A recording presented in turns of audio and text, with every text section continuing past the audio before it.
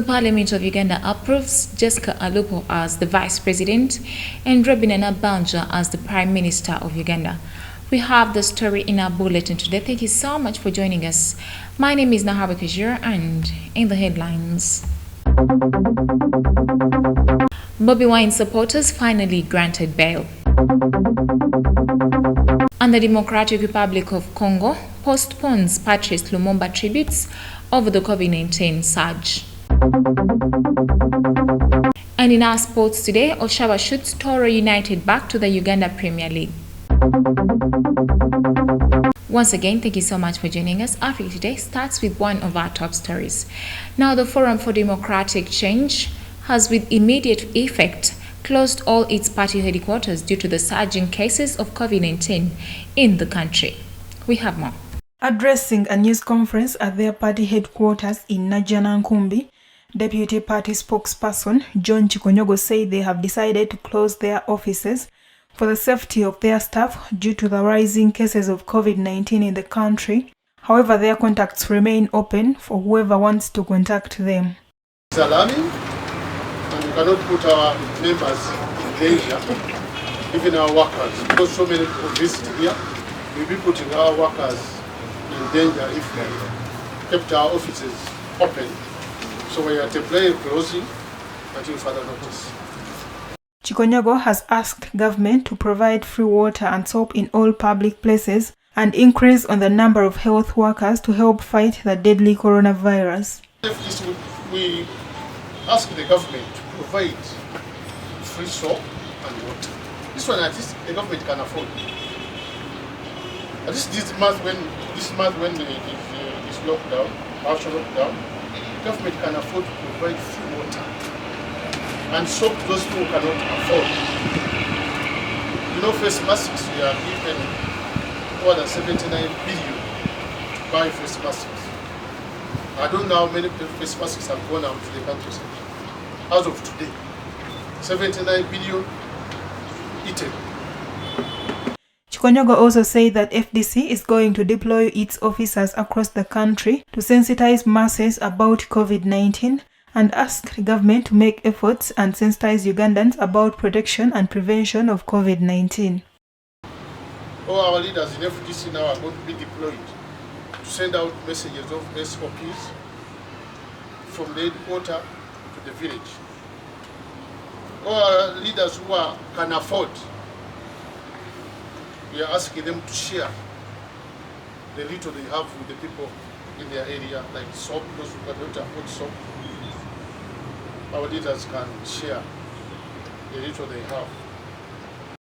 Nalgo Muyingo, Africa Today. Well, thank you so much, our reporter. Now, the Parliament of Uganda has today approved the appointment of Honorable Jessica Alupo as the Vice President and Robin Nabbanja as the Prime Minister of Uganda. The two were approved by a simple majority in the August House convening at Kololo Independence Grounds. We have more. Chaired by the Deputy Speaker of Parliament, Anita Among, the motion for approval of Jessica Alupo as Vice President of Uganda was moved by Ruhinda North MP Thomas Tayebwa. Upon her appointment, the new Vice President Alupo thanked President Museveni for entrusting her with the opportunity to serve in the position, adding that she will not spare any energy in serving the country. Later, the House moved to approve the appointment of Robin Nabbanja as the Prime Minister of Uganda. The motion was moved by Kinkizi East Member of Parliament Chris Baliomonsi and was approved by a simple majority. Alupo, who now officially replaces Edward Sekandi, becomes the second ever woman to occupy the country's second highest office in the country. A teacher by profession, Alupo entered politics in 2001 as a candidate for the Katakwi District Woman Representative. She ran on the ticket of the National Resistance Movement political party, won and was re-elected in 2006. Last week, by virtue of the authority given to the President of Uganda by the 1995 Constitution of the Republic of Uganda, President Yoweri Museveni released the new cabinet list, naming former Minister of Education Jessica Alupo as Vice President, while the outgoing State Minister for Health Robin Nabbanja was named Prime Minister. Well, thank you so much, our reporter. Now, a new panel of judges on the General Court Martial in Machindye has been sworn in today morning, led by Lieutenant General Andrew Guti, who was reappointed again as the chair since 2016, replacing the late Major General Levi Karuhanga, who died in April the same year. We have more. President Yoweri Museveni, in a letter dated 8th June 2021, named 21 new officials to work under the leadership of Lieutenant General Andrew Guti, whom he appointed for the 6th term of office as the chairperson of the Uganda People's Defence Forces General Court Martial. Guti and the 21 new militants, including an additional number of 3 prosecutors, were appointed for a 1-year term of office. Others reappointed to the General Court Martial include Colonel Richard Tukachungura as Judge Advocate. Prosecutors are Lieutenant Colonel Raphael Mugisha, Major Emmy Icharuhanga, and Captain Ambrose Guma. Major Silas Kamanda Mutunji as the Defense Counsel, Lieutenant Colonel John Bizimana as the Secretary, Captain Fatuma Wakabani, and Captain Ruth Nabitake. The new appointees include 3 new prosecutors, namely Major Mark Kugonza, Lieutenant Alex Lasto Mukwana, and Lieutenant Gift Mobehamwe, while others on the panel include Brigadier James Rubahika, Colonel E.H. Chitahunga, Colonel A.K. Birunji, Captain Girubadde Seguya, Captain Allen Chosaba, and Warrant Officer 1 Kenneth Adenaitwe. The reserve members include Brigadier Vincent Okero Ladi, Lieutenant Colonel Damian Kato Aboki, Lieutenant Colonel Christine Nekesa, Major Paul Tumukunde Miragire, Major Sarah Sonko Asimwe, Colonel Jospa Abeka, Colonel Ibrahim Kedi, Major Herbert Rehindi Mujungu, Major Richard Turiahebwe, Major Emmanuel Biaruhanga, and Captain Gift Ajiri Kaganda.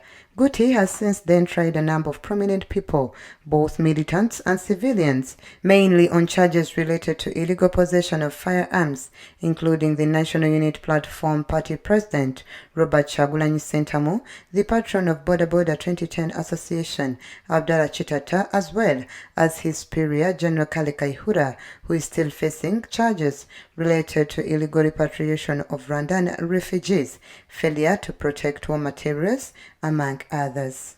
Well, thank you so much, our reporter. Now, moving on in our top stories, the General Court Martial has released on bail the head of Robert Chagulanyi Sentamu's private security team, Eddie Mutwe, singer Ali Bukeni, aka Nubian Lee, Dan Magic, and 15 supporters of the National Unity Platform. We have more. This came about after the state prosecution led by Charuhanga Emmy revealed to court that they had nothing in reply to the defense team regarding its prayer of releasing the following people. It is on this note that the defense team led by Geoffrey Turiamsima asked court to release their people since the state had nothing to say. The suspects are part of the 49 Bobi Wine supporters who were arrested on December 30th, 2020 in Kalangara district, where Bobi Wine had gone to converse for support ahead of the concluded January presidential elections and arraigned before the chief magistrate in Masaka City in January 2021, where they were granted bail. The group has been released by Makindye General Court Martial, chaired by Lieutenant General Andrew Guti, on shillings 20 million non-cash bail and 15 million non-cash for the sureties. Prosecution of the Army Court alleges that on January 3rd, 2021, while at Makerere Kavule, Chigundu Zone in Kawempe Division, Kampala, the group was found in possession of 4 rounds of live ammunition of AK-47, which are ordinarily a monopoly of the defense forces. We are still having some informal prison out there. They are going to be monitored. We are aware of that. Some of them may have been taken for granted, but however, we are grateful that we are doing. You know, different courts have different processes, but what is major is that those processes of different courts must be in accordance to the law. Of course, we may have issues with this honorable court, especially in regards to the way they conduct their matters, to the way they handle even advocates themselves. At this moment, it's not primary. What is primary is that our plans are out, and we are glad they're out. Well, thank you so much, our reporter Najuma. Now let's go for a quick break. We shall come back with more news.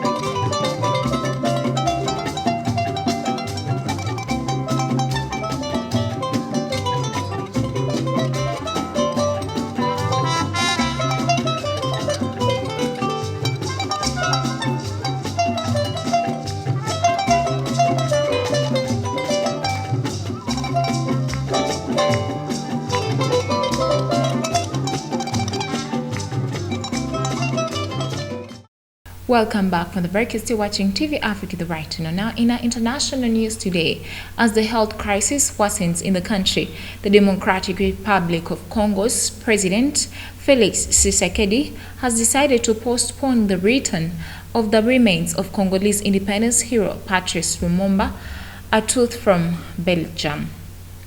We have more. Speaking to the nation about the postponement of the ceremony, Democratic Republic of Congo's Felix Tshisekedi said that as a result of the recent surge of contaminations, the DRC decided to postpone a series of tributes to Patrice Lumumba until January 2022. Democratic Republic of Congo's President Felix Tshisekedi said that with the upsurge in cases of infections and death, their hospitals are saturated. As the health crisis worsens in the country, Democratic Republic of Congo's President Felix Tshisekedi has warned the DRC could face a deadly third wave of COVID-19 contaminations. The Democratic Republic of Congo has recorded 3 deaths and 254 new contaminations on Friday, with 210 in capital city Kinshasa alone. The memorials of the country's first democratically elected Prime Minister following the independence had originally been scheduled for June 2021. Well, thank you so much, our reporter. Now, more of our international news today. Victory was claimed on Sunday by Algeria's main moderate Islamist party, the Movement of Society for Peace, in the country's early legislative elections. The party also issued a warning against any attempts, as was allegedly done in the past, to tamper with the election outcome, whose first results are still pending publication. We have more. The Independent National Authority for Elections, without explicitly naming the MSP, has refuted the party's perceived unfounded statements and might not reveal provisional results for several days after postponing the initial announcement on Saturday due to a complicated vote count. The MSP win, if confirmed, will not be a surprise, as some analysts already predicted a relative majority for the party. The main issue, the provisional national turnout, reached only 30.20%, according to Mr. Chofi, less than the last two legislative and less than the presidential 2019, which had seen Mr. Tebboune be elected with only 40% of participation. Before the elections, the Hirak, which claims in vain a radical change of the system of governance in place since independence in 1962, had denounced an electoral masquerade. These are the first legislative elections since the unprecedented and peaceful popular uprising, which began on 22nd February 2019 with the rejection of a fifth term for President Abdelaziz Bouteflika, who was forced to resign almost 2 months later after 20 years of rule. Well, thank you so much, our reporter. Now, news coming from Zambia indicate that the president of Zambia, Edgar Lungu, who fainted on Sunday during the country's televised official annual ceremony for the National Defense Forces Day, has since recovered and continues to perform his duties. We have more. According to the official statement issued by the presidency, the 64-year-old head of state, who is running for re-election in August, suffers from a rare disease, achalasia, a condition that affects the esophagus and causes hypoglycemic attacks. Lungu had previously taken ill in and been hospitalized in 2015. Edgar Lungu first took office in 2015 and maintained his powerful position in a disputed election the year after. Zambia, which has enjoyed relative stability since its first multi-party elections in 1991, will vote on 12th August in the presidential and parliamentary elections. The small landlocked South African country of 17 million people is in deep financial trouble and officially in default. Its external debt is estimated at nearly 10 billion euros, half of which is held by private creditors. This debt issue and the economic difficulties that plague the country are expected to dominate the upcoming elections. Well, thank you so much, Harry Potter. Now, Chad's presidential party has appointed Haroun Kabadi as the new Secretary General of the Patriotic Salvation Movement at the end of the Congress under high tension in the capital, N'Djamena. We have one. The new Patriotic Salvation Movement Secretary General Haroun Kabadi said after being appointed, the congressman placed their trust in him by appointing him Secretary General of the Patriotic Salvation Movement to preside over the destiny of the Patriotic Salvation Movement in the days to come. A well-known figure of Chadian politics, Kabadi, now President of the National Assembly, had already been the party's Secretary General some 12 years ago. A key political player during Idris Deby Itno's stay in power, Haroun Kabadi refused to step in as the interim president when the Chadian leader died last April, a move that allowed for creation of the Military Transition Council, which has ruled the country these last 2 months. Haroun Kabadi will have to deal with the internal tensions within the Patriotic Salvation Movement as the rule of Mahamat Idris Deby remains heavily contested. Well, thank you so much, Harry Potter. Now, let's go for a quick break. We shall come back with our business news.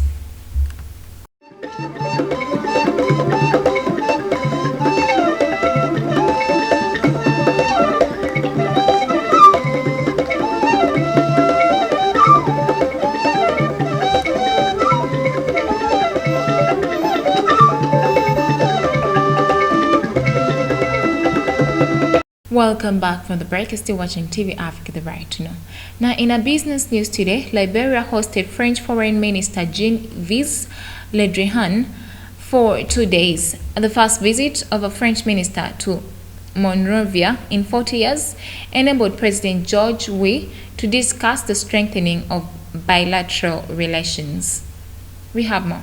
The two men inaugurated the new French alliance of Monrovia and discussed the possibility of cooperation in matters of insecurity within the framework of a military pact similar to that concluded between France and the Ivory Coast. French Foreign Minister Jean-Yves Le Drian said after the meeting that they want to act together against the threats posed by the progression of terrorist groups from the Sahel to the Gulf of Guinea and the inauguration near Abidjan of the International Academy for the fight against terrorism, which are essential in the fight against these tragedies.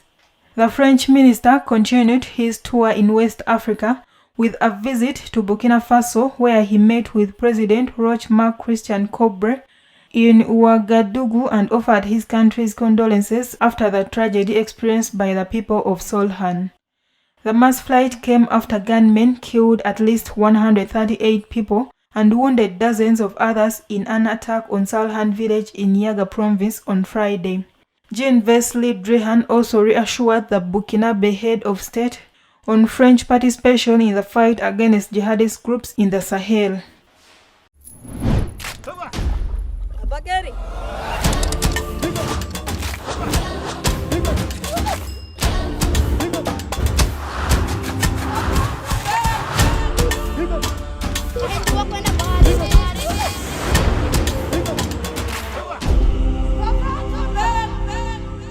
Well, away from business, in our health news today, Uganda joined the rest of the world to commemorate the International Albinism Awareness Day, marked on the 13th of June every year, with a call to government to lift the transport lockdown to enable them access their services.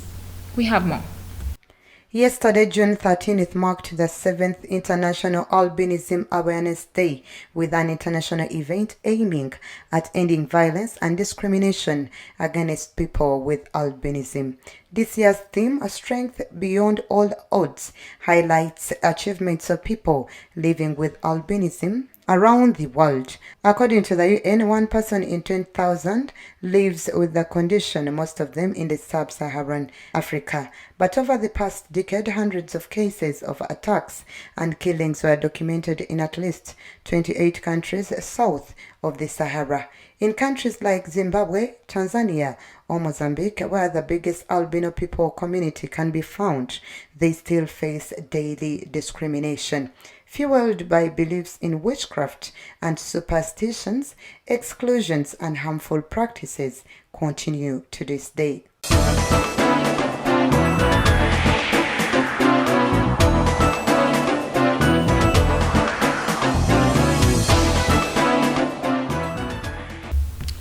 Well, thank you so much, our reporter. Now, in our sports news today, Toro United Football Club striker Marvin Oshaba's 9 goals for the Ford Portal-based entity, including the lone strike in their 1-0 victory over Chigezi Homeboys on the last day of the regular session in the second division, inspired Edward Golola's coach side to promotion. The decisive goal arrived in the 27th minute of a well-struck penalty after a fall in the forbidden area. We have more. Speaking to the media after securing promotion, the head coach Edward Golola attributed the victory to collective display right from the top management, players, civic leaders and the fans. Lawrence Chikonyogo, the team captain, saluted the special fighting spirit that had right from the opening stages of the season. Toro United earned the direct sporting slot to the Uganda Premier by virtue of topping up Rwenzori region. The third club will be determined via promotional play-off involving 4 clubs: Gaddafi, Blacks Power, Proline and Nyamtyobora FC. Sadly, by close of business for match day 14, 4 clubs were relegated to the respective regional leagues. Mbale Heroes and Paida Black Angels were demoted in the Elgon group, whilst Kigezi Homeboys as well as Terrazzo and Tiles were relegated in the Rwenzori region. Well, thank you so much, our reporter. Now, before we end our bulletin, let's have a recap of our top stories. Bobi Wine supporters finally granted bail. And the Democratic Republic of Congo postpones Patrice Lumumba tributes over the COVID-19 surge. And in our sports today, Oshaba shoots Toro United back to the Uganda Premier League. Well, thank you so much for watching with us from where we started from. Don't forget to subscribe to our YouTube channel. We shall keep updating you. It is TV Africa, the right to know.